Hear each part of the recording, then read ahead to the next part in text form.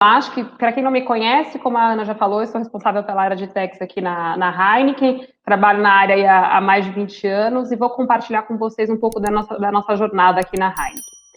Esse slide aqui mostra um pouquinho do nosso dia a dia, né? Eu acho que a gente sempre pensa, nossa, tem tanta coisa acontecendo, tecnologia, tudo mudando, e a gente se sentiu um pouco assim. Puxa, estamos sempre muito ocupados, né? Chegou a roda, gente. Não, mas espera aí, não dá tempo de eu ver a roda, vamos continuar aqui com esse quadrado aqui, depois a gente vê o que acontece, né? E se a gente não andar e não perceber, não estiver conectado, o mundo passa, tudo acontece e a gente continua ali ainda andando com uma carroça sem roda.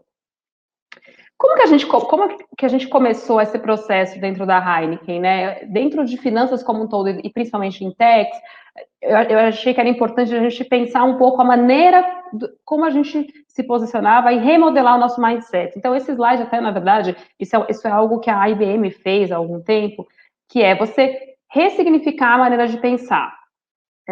Desculpa, aqui passei. Então, começa pequeno, né? Não adianta você querer mudar totalmente os seus processos, colocar RPA e achar que tudo vai ser mudado e você vai conseguir resolver todos os problemas. Você tem sempre os riscos, então é importante você começar pequeno, você fazer pilotos, testar, mas aí com isso você sempre consegue aprender rápido. Ou seja, se você errar, você vai aprender com aquele erro e vai consertar rápido. O que você acertar também vai ser um aprendizado. E com isso, você consegue sempre melhorar e aprender nesse ciclo e, principalmente, pensar grande. Então, o fato de você começar pequeno não te impede de pensar grande. Sempre pensa lá na frente, né? Como é que vai escalar isso? Como é que eu vou fazer uma transformação de longo prazo? Então, é realmente um círculo virtuoso. E eu acho que é importante você ter essa mentalidade para fazer uma transformação. Você não vai conseguir fazer tudo muito rápido, então pensa grande, pensa lá na frente o que você quer fazer, mas sempre vai testando e corrige rápido.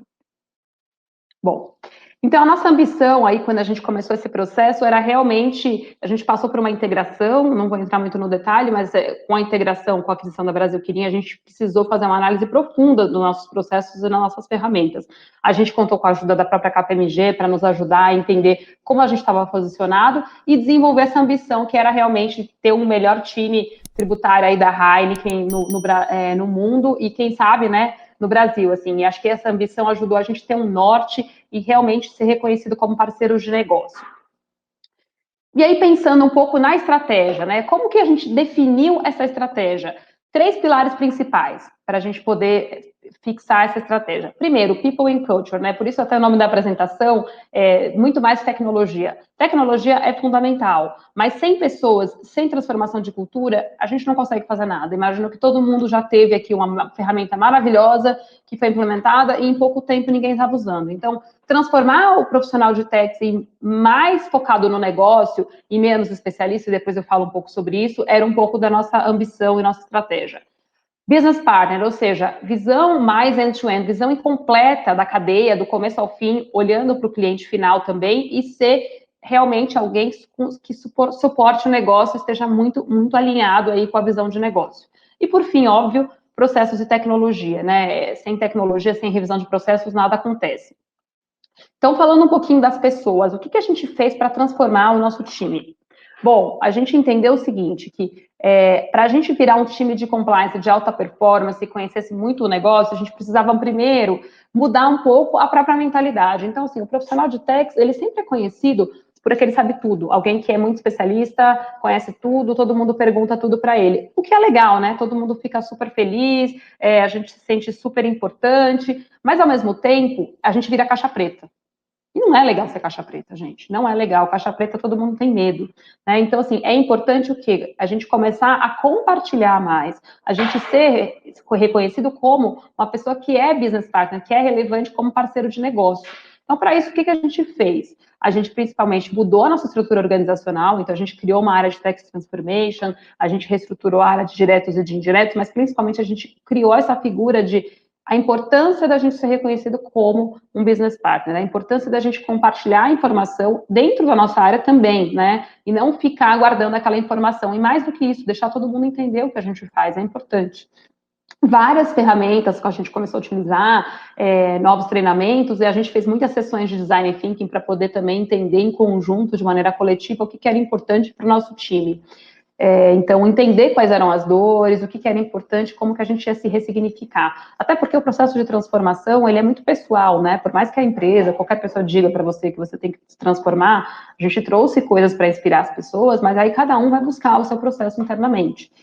Bom, a gente também colocou transformação como um tópico recorrente na nossa agenda, então as reuniões de time, a gente trouxe, como eu disse, pessoas para inspirar, a Marine Coutinho, que é uma profissional incrível da KPMG, e outros profissionais para trazer um pouco dessa dinâmica, como é que foi esse processo de transformação e quanto isso é importante, né? Eu não preciso explicar para ninguém aqui o quanto isso é relevante, acho que a pandemia escancarou isso, a pandemia não criou nada, mas assim, ela acelerou os processos, então se a gente tinha dúvida que transformação era importante, ficou mais do que escancarado que agora é fundamental, né? Fundamental se readaptar. A gente sabe que talvez tenha uma reforma tributária aí. O que vai acontecer se tiver uma reforma tributária? Dependendo da reforma, talvez a gente tenha que aprender tudo do zero. Então, a gente tem que estar pronto para isso. Bom, além disso, a gente passou a fazer algumas avaliações de clima recorrente. Além das avaliações do RH, a gente começou a entender como é que as pessoas estão sentindo esse processo de transformação super rápido, super dinâmico, e pegar os inputs. Poxa, estamos indo bem, não estamos? O que a gente precisa melhorar? Isso é importante fazer, ter esse termômetro constante do time. E aí, falando de capacidades para o futuro, né? Até porque a gente fala tanto em profissional do futuro, e a gente começou a entender quais são essas capacidades para o profissional do futuro, o que eles precisam desenvolver. A gente chegou em alguns aqui, tá? Pensando no nosso negócio. Primeiro, pessoas orientadas ao negócio e ao consumidor. Então, é fundamental conhecer o negócio. A gente sabe disso, todo mundo escuta sempre. Conhecer do começo ao fim, a cadeia inteira. Mas mais do que isso, né? Ter o foco no cliente e no cliente final. Não adianta você pensar, mas eu sou support function, eu sou área de suporte. Não. Hoje o mundo mudou. Todo mundo, o cliente final, ele olha para a Heineken, ele olha para a sua empresa, ele olha para o seu produto, e não importa em que área você trabalha. Então você tem que entender qual é o impacto ali para o cliente na ponta. Isso faz diferença. Outro ponto, criatividade. A criatividade é muito importante. Tem muita gente que acha que não é criativo, isso é lenda. Todos nós nascemos criativos, mas a gente vai vivendo processos que vão minando um pouco dessa criatividade. E a criatividade, ela nos ajuda a resolver problemas de formas diferentes, né? Ela é fundamental na área de techs também. Então, assim, focar em profissionais criativos e, mais do que isso, desenvolver essa habilidade é chave para o futuro. Outro ponto, gente, é o conhecimento em tecnologia. A gente sabe que hoje não dá para viver sem tecnologia. Se você vai pedir comida, você precisa pedir no iFood ou no Rappi. Se você vai pedir um Uber ou um táxi é pelo aplicativo, você vai fazer uma transferência bancária. Então, assim, aprender a lidar com tecnologia e constantemente, não adianta você aprender uma ferramenta, porque todo dia vai ter uma ferramenta nova. É também fundamental para esse novo momento, né? Outro ponto que a gente entendeu fundamental aqui para esse processo de transformação é o mindset inclusivo, ou seja, não adianta só você ser muito bom tecnicamente, mas você não buscar inclusão e diversidade. É importante ter pessoas diferentes. Pessoas diferentes, diversidade, trazem inovação. Isso é fato. Né? Tem milhões de pesquisas que demonstram isso. E as pessoas têm que se sentir confortáveis de poderem ser elas mesmas. Não adianta a gente ter diversidade e elas não se sentirem à vontade naquele ambiente. Então, esse mindset inclusivo também é uma capacidade do futuro aí chave. E, por fim, colaboração. A colaboração, sem ela, a gente não consegue fazer nada. Existem várias ferramentas para isso, mas as ferramentas, novamente, não são suficientes. A gente tem que ter essa mentalidade aberta de compartilhar esse conhecimento, né? Tem um exemplo, até um exemplo que, na verdade, quem sempre dava era a própria Mariene. Em tecnologia, os desenvolvedores, eles compartilham os códigos. Você consegue entrar na internet e encontrar os códigos. Ninguém começa do zero. E por que em techs a gente quer guardar aquele conhecimento, né? Então, a gente precisa, sim, compartilhar cada vez mais. E para tudo isso acontecer, a autoconsciência ela é chave. Para você passar por esse processo, é muito importante. Na Heineken, especificamente, a gente fez tudo isso, está fazendo tudo isso pela nossa universidade, que é uma plataforma para conhecimento, para desenvolvimento. Mas, obviamente, cada um pode pensar em como fazer isso da melhor maneira. Bom, falando um pouco da questão de impacto para o negócio, ser reconhecido como business partner. Bom, a gente pensou em algumas maneiras de viabilizar e aprofundar o nosso conhecimento do negócio. Por exemplo, nesse processo de transformação, a gente também teve muitas contratações, muitas pessoas novas entrando na companhia. Então, como que a gente faz para essas pessoas conhecerem melhor o negócio? Claro, a gente não estava no começo da pandemia, então a gente fez várias visitas às fábricas, a gente criou uma iniciativa muito interessante que chamava Meet the Biz, né? Que é conhecer o negócio. Então, o pessoal visitar centros de distribuição, fazer rota comercial, esses workshops com várias áreas, com áreas de marketing, áreas de compras, até para a gente entender melhor o que eles fazem, né? E além de fazer essas visitas, a gente começou a fazer algumas entrevistas e perguntar, porque a gente pergunta, né, para o cliente, a gente não pede avaliação sempre para o nosso cliente, então assim, o que você acha que a gente pode fazer melhor? Onde que eu posso te ajudar mais? Não adianta a gente achar que a gente agrega valor sem a gente ouvir o que aquele stakeholder tem a dizer. E a gente começou a perceber que a gente achava que estava fazendo alguma coisa super legal e às vezes a expectativa era outra. Então, como que eu conecto a expectativa com a realidade?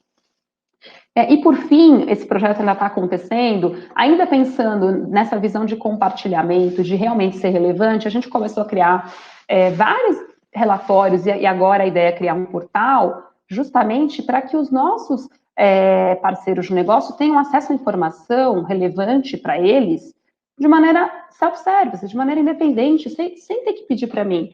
E isso é um paradigma, muita gente tem muito receio em fazer isso, fala, puxa, mas eu vou abrir essa informação, eu vou deixar, sei lá, a outra área saber quanto que eu estou recolhendo de tributos, quanto que é a minha carga tributária, enfim, outras informações. Sim, isso é a tendência do mundo moderno, a gente não pode mais querer esconder informação, não existe mais, né? Qualquer informação que você quer hoje, você encontra no Google.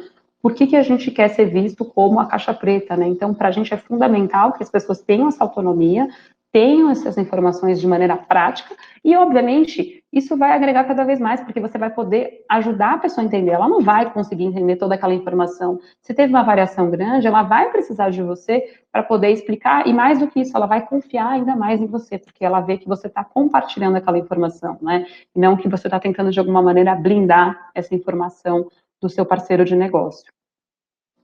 Bom, e por fim, né, moldando o Digital Techs, como que a gente criou a nossa visão? Aí eu vou falar um pouco da parte de processos de tecnologia, mas esse slide, na verdade, ele mostra algo que vocês já devem ter visto em algum momento, né? Para a gente, era fundamental que a gente tivesse a utilização de analytics, tá?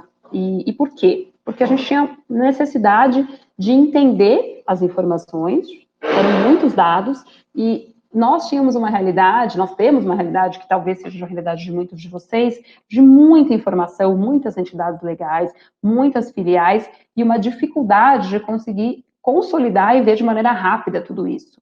Né? Quem nunca passou por uma situação em que eu não consigo saber se eu tenho saldo credor, eu não consigo saber quanto que eu recolhi de ICMS no estado tal, porque para isso eu preciso consolidar muitos dados. Então, para a gente, Analytics era algo fundamental. A gente criou essa visão, na verdade, que é uma visão que já existe de mercado, não é nossa, mas de passar primeiro por uma visão retrospectiva para depois pensar numa visão prospectiva. O que significa isso? Então, primeiro, conseguir descrever e sumarizar os dados históricos, né? O que aconteceu? A gente precisava conseguir explicar. Acho que todo mundo precisa explicar o que aconteceu, mas, óbvio, de maneira rápida, de maneira assertiva, não demorando 2 semanas para conseguir dizer por que eu paguei mais tributo naquele mês, né? Então, a gente criou uma base de dados, eu vou falar um pouquinho melhor para vocês no próximo slide, mas a gente criou uma base de dados grande com as informações tributárias para primeiro poder descrever e sumarizar esses dados históricos. E para aí poder passar para o quê? Para uma análise que a gente chama diagnóstica, que é conseguir identificar a causa raiz, por exemplo, né? Explicar por que isso aconteceu. E aí sim eu começo a pensar em ações preventivas, mas primeiro eu preciso conseguir diagnosticar, né? Explicar essa causa raiz. E depois a gente começa a passar por uma análise preditiva que será que eu consigo prever o futuro baseado no passado? Será que com os dados que eu tenho, será que se eu pegar quanto que foi, quanto que eu tive de crédito de PIS/COFINS nos últimos 2 anos, eu consigo prever, com base nesses dados, como é que vai ser o ano que vem, e nos próximos anos? Enfim, e por aí vai. E aí, óbvio, essa parte de visão prospectiva é algo já muito mais avançado, a gente ainda está começando a testar essa jornada, e envolve machine learning e inteligência artificial, que será que eu consigo recomendar a melhor possibilidade dentre várias possíveis? Então, seria realmente o que o Waze faz, né? Vamos lá, então eu tenho o caminho A e o caminho B. Imagina o Waze aplicado para Tex, imagina que eu posso fazer assim, eu posso vender pelo Espírito Santo, eu posso vender pelo Rio de Janeiro. E ainda posso recomendar qual que é a mais assertiva, ou qual que vai me trazer talvez uma carga tributária menor. E por fim, o que a gente chama de análise autônoma ou adaptativa, que seria o quê? Um carro autônomo, por exemplo, né? Carros que andam sozinhos. Se a gente fosse pensar na área tributária, seria basicamente, e isso é algo que eu acho que deve acontecer em algum momento, mas a gente ainda está um pouquinho longe, que é monitorar. Imagina que o nosso sistema pudesse monitorar tudo o que acontece na área tributária, a legislação, prever o que vai acontecer e já autonomamente decidir. Então, eu já vou implementar essa mudança de sistema aqui de maneira automática na minha ferramenta e no meu ERP. Novamente, isso é algo ainda um pouco mais longe. Mas dentro dessa visão, né, essa jornada, a gente já começou a fazer o quê? Automação de várias das notificações, por exemplo, que a gente tem da Receita Federal, deve ser uma dor para todo mundo, então como é que você consegue criar um processo automatizado para poder acompanhar tudo isso, CNDs, conta corrente, a gente está nesse processo de automação também do acompanhamento da legislação, mas mais do que isso, o que é mais importante foi essa ferramenta de analytics que a gente criou e que chama DeLorean, e eu vou mostrar para vocês. Não sei se todo mundo lembra desse filme, Back to the Future, ou De Volta para o Futuro. O DeLorean era um carro que ia para o futuro e voltava para o passado. E era exatamente isso que a gente queria fazer. A gente queria poder prever o futuro, mas a gente queria primeiro poder voltar para o passado e entender o que aconteceu. Então, foi por isso que a gente deu esse nome no projeto. Bom, eu não vou entrar muito na análise técnica desse projeto, que é mais a parte de arquitetura, mas o mais importante foi o que é o projeto DeLorean. A gente criou um data lake, uma base de dados com todas as informações tributárias da Heineken. A gente teve o apoio de uma consultoria aqui da KPMG, e nessa base a gente colocou notas fiscais, todos os XMLs que a gente tem, todas as declarações, SPEDs, etc., e também informações do próprio ERP, do nosso SAP, e algumas planilhas de Excel. Para quê? Para poder otimizar a área tributária, obviamente, ter saving de tax e também reduzir riscos e acelerar a análise. Então, tudo isso foi colocado dentro do Microsoft Azure e a gente começou a usar o Power BI para poder fazer visualizações. Então, como eu falei, Analytics para a gente foi chave, para a gente ter mais insights. Então, a gente conseguiu começar a olhar várias coisas de maneira mais rápida, conseguir saber como é que estão os incentivos fiscais, como é que está isso se movimentando por fábrica, qual é a minha carga tributária por marca, né? Então, uma série de informações muito relevantes para o negócio. E a metodologia do projeto foi feita numa metodologia ágil, que acho que todo mundo está escutando falar o tempo todo, né? A gente criou sprints, então rodadas muito rápidas, de 3 semanas, mais ou menos, cada uma, para quê? Para a gente trabalhar de uma maneira rápida mesmo e em MVPs, ou seja, está funcionando, ótimo, a gente lança mesmo que não seja perfeito, mas a gente continua sempre naquele modelo de work in progress, vamos arrumando enquanto a gente entrega, porque senão você vai ficar 1 ano para poder entregar e daqui a 1 ano já não é mais aquilo que você precisa.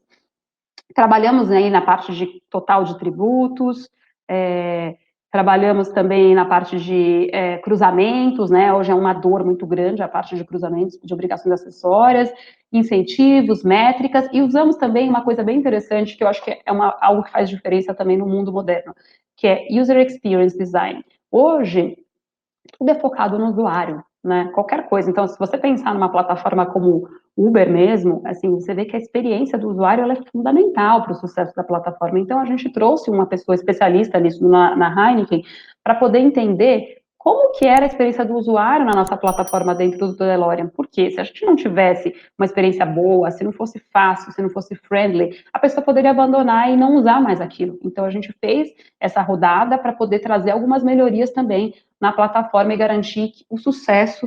E hoje eu posso dizer que todo mundo na área tributária, independente da área, usa essa ferramenta. Bom, e aí a gente também tem uma série de outras iniciativas que a gente fez dentro da Heineken, aí dentro dessa jornada, e como eu falei, essa jornada não acaba, né?